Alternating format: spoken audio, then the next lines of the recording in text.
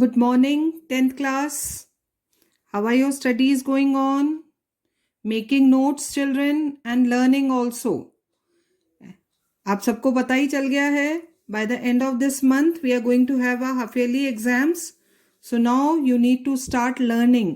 अभी तक तो notes की ही बात कर रहे थे हम. But now you need to start learning as all these chapters that we are doing just now are going to come in your course. जितना ज़्यादा हो सकेगा आपका कोर्स आएगा हाफ ईयरली में, so that you can revise, prepare for your annual board exams. Okay, so start learning, children.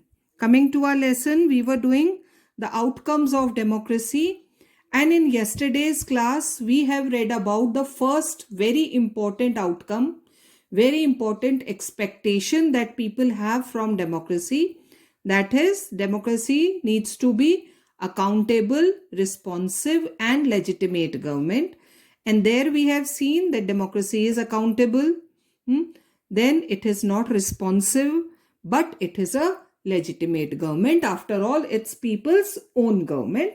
So that was the first outcome that we have read yesterday or previous class. Now we will start with the second outcome, that is economic growth and development. It is expected of democracy to have countries' economic growth and development. So let's check out what is this outcome and how much the democracies have been able to fulfill this. If democracies are expected to produce good governments, then is it not fair to expect that they would also produce development? भाई एक good government से हम क्या उम्मीद रखते हैं? That it's going to have development of the country. Democracy में country का बहुत अच्छा development होगा.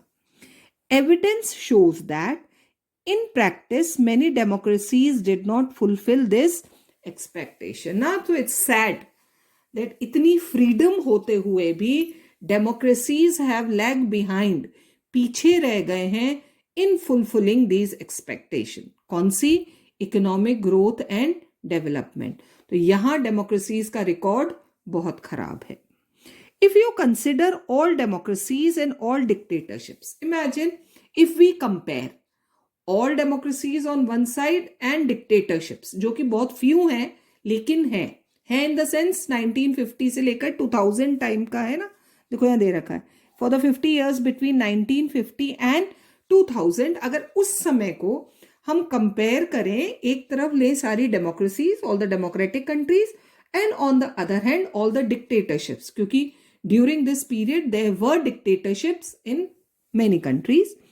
Dictatorships have slightly higher rate of economic growth. Just imagine, democracy में फ्रीडम सब कुछ होते हुए भी, अपॉर्चुनिटीज होते हुए भी, कौन सी कंट्रीज ने ज्यादा डेवलप किया? The countries with dictatorships. The inability of democracy to achieve higher economic development worries us. और ये अच्छी बात नहीं है children, that dictatorships were moving forward. उन कंट्रीज में डेवलपमेंट ज़्यादा हो रहा था in comparison to democracy. तो ये तो डेमोक्रेसी के लिए एक नेगेटिव पॉइंट हो गया. But this alone cannot be reason to reject democracy. लेकिन सिर्फ इस एक वजह से हम डेमोक्रेसी को रिजेक्ट नहीं कर सकते. As you have already studied in economics, economic development depends on several factors. हमने पढ़ा था चैप्टर में. और डेवलपमेंट, जब हम डेवलपमेंट की बात करते हैं तो डेवलपमेंट सिर्फ एक कारण से नहीं होता है. इकोनॉमिक डेवलपमेंट के बहुत सारे कारण होते हैं. कंट्री का population size is one factor. Global situation, it means where country is situated, उसके पास रिसोर्सेज कितने हैं. Then cooperation from other countries, good relations with countries, economic priorities, economic policies adopted by the country, etc. All these are the causes, है ना. ये सब decide करेगा how much a country is going to develop economically. सिर्फ form of government से नहीं होता है कि that if you have dictatorship or if you have democracy, the country is going to develop. ये सारे फैक्टर्स भी अफेक्ट करते हैं. However, the difference in the rates of economic development between less developed countries with dictatorship and democracies is negligible. लेकिन दोनों के बीच का जो डिफरेंस है ना बच्चों, वो बहुत कम है. नेग्लिजिबल मीन्स बहुत कम. तो जो डिक्टेटरशिप्स हैं वो सिर्फ एक स्टेप ऊपर है और जो डेमोक्रेसीज है वो सिर्फ एक स्टेप नीचे हैं in economic development. Overall we cannot say that democracy is a guarantee of economic development. हम ये नहीं कह सकते कि भाई डेमोक्रेसी आ गई कंट्री में अब तो खूब डेवलपमेंट होगा, क्योंकि हमने पहले ही समझा है democracy just provides you an opportunity.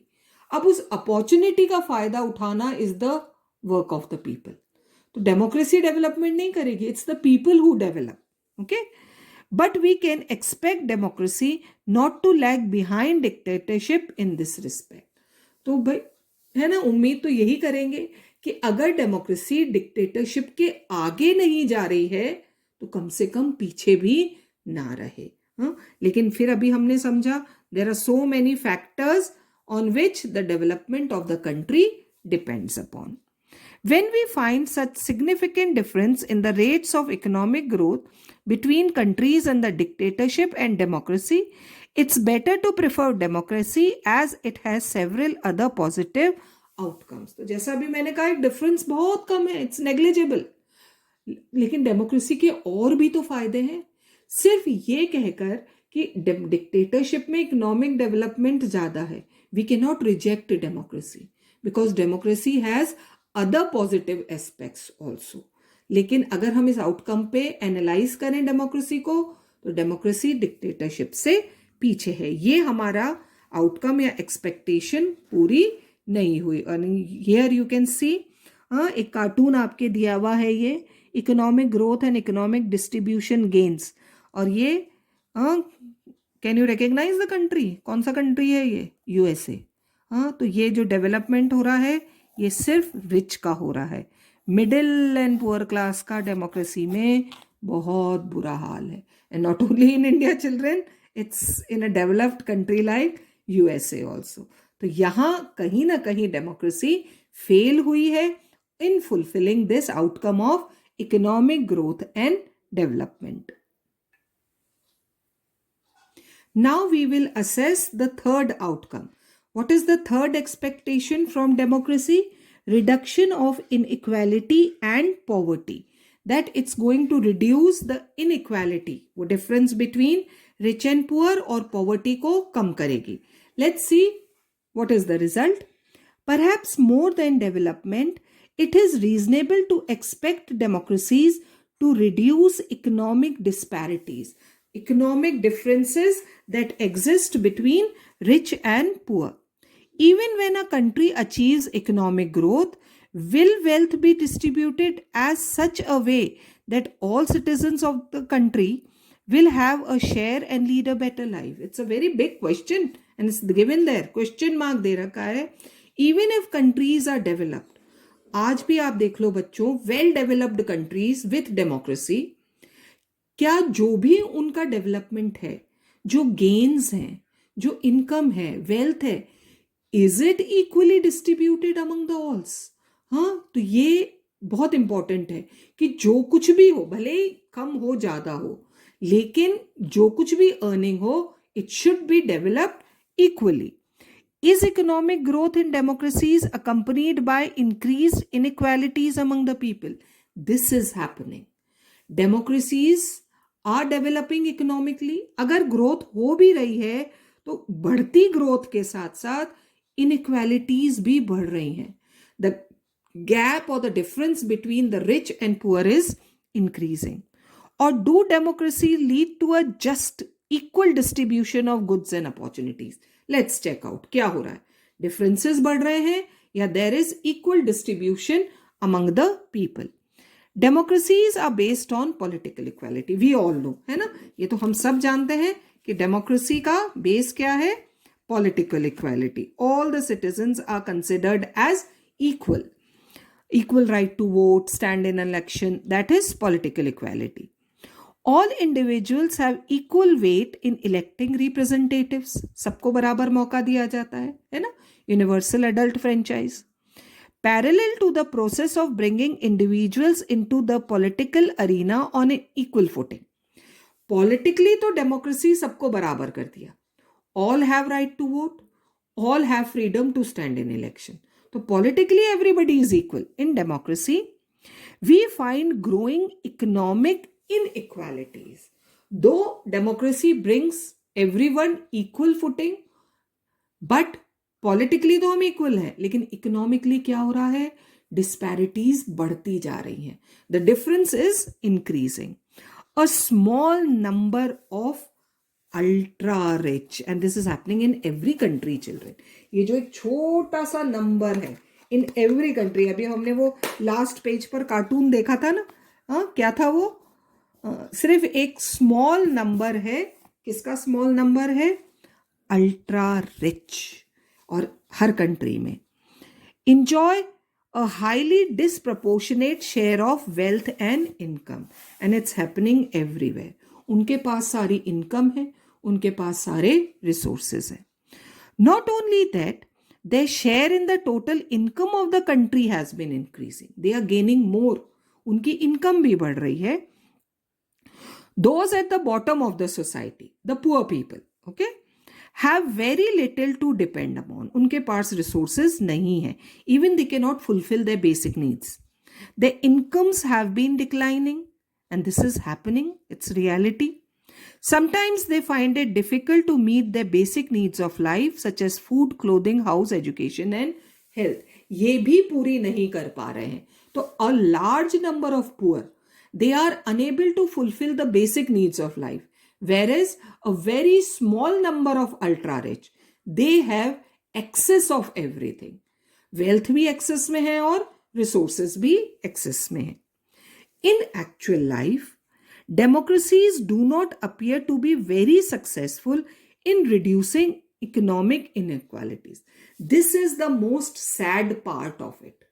ठीक है, हमने माना डेमोक्रेसी में पॉलिटिकली हम इक्वल हैं, लेकिन इकोनॉमिकली डिफरेंसेस हैं.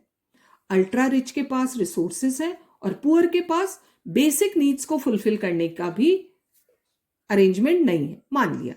लेकिन इससे भी ज्यादा the sad part is children that the governments, the democratic governments, the democracies are not even trying to fill up this gap. भाई अगर डिफरेंस है तो उसको खत्म करने की कोशिश तो की जा सकती है, but the sad thing is ये कोशिश भी नहीं हो रही है कि कैसे ये रिच और पुअर के गैप को खत्म किया जाए. In class 9th eco textbook you have already studied, है ना, आपने पॉवर्टी पर पूरा चैप्टर पढ़ा है 9th में.